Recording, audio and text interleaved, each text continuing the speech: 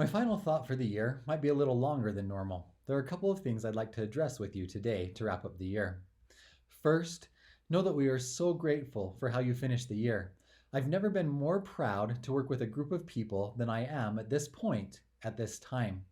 To see you step up, to use technology, reach out to students, provide quality education, and work more hours to provide it than ever before. I've had numerous parents tell me that their kids had a better experience than anyone they know. And it's been a team effort from the TAs, teachers, lunch staff, and office staff.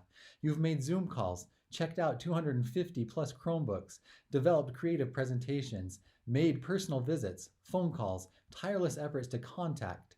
You've cooked, packaged, and delivered over 15,000 lunches. You've checked out 900 students, checked in Chromebooks, spent hours researching how to present content digitally.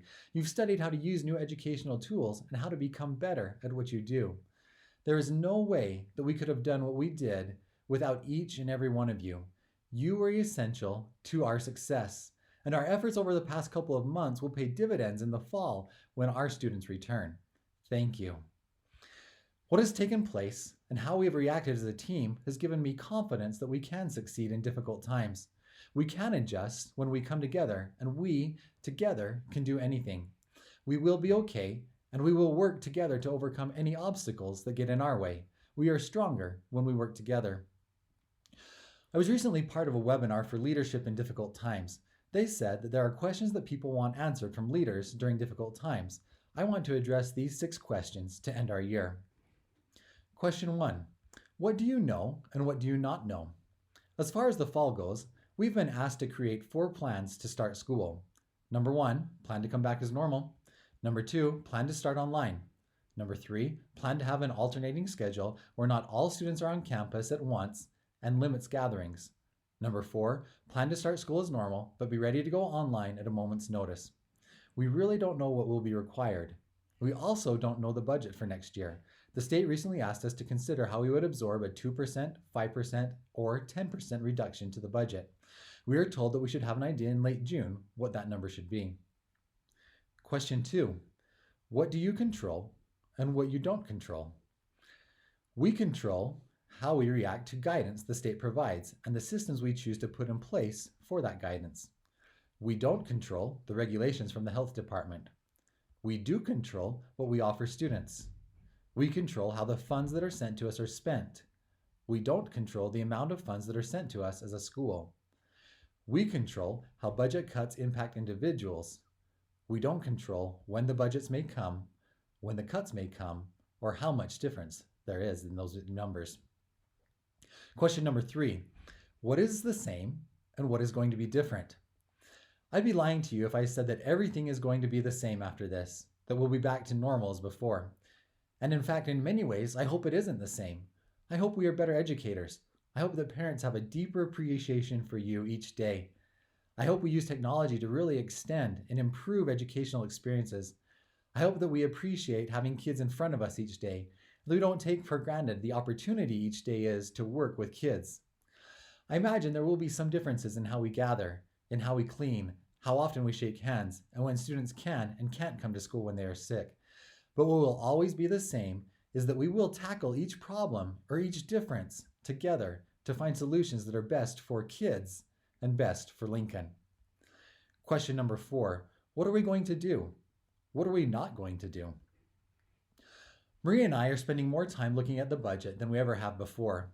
Our number 1 goal is to make sure that any budget cuts that are coming do not affect people's jobs.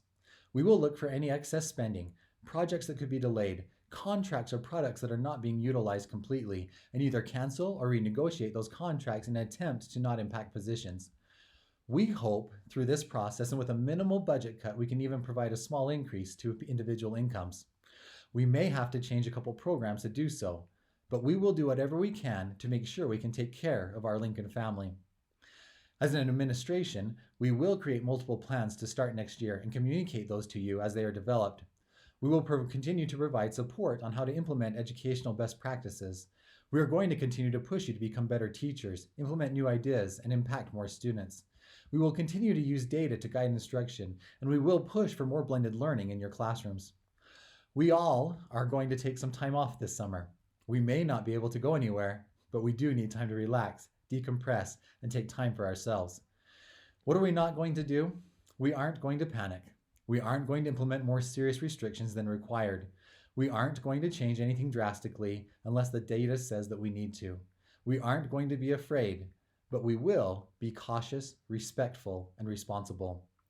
Most importantly, we will continue to become the best school possible. Question 5. What can you decide and what can't you decide? You can decide how to best teach information to students. You can decide how you let the situation around you impact you. You can decide how to assess students, what activities will best reinforce what they are learning. You can decide what your classroom looks like and feels like. You can't decide what regulations will be placed on us for social distancing. You can't decide if you will be required to wear a mask or not. And you can't decide to not follow regulations provided from the state. Question 6. What resources do you have and what do you not have? You should have all the resources that you have had in the past from the school. We aren't sure how the financial crisis will affect sponsors. We will want to be more cognizant of the supplies that you are using on a daily basis. But if anything, you should have more resources at your disposal because you and the students have increased the tools within your toolbox over the last 2 months. Finally, please allow me to thank you one more time for an amazing year. This year wasn't like anything anyone would have planned, but in the end, the results under the circumstances was far better than anyone could have imagined. And that's because of you. Thank you, and have a great summer.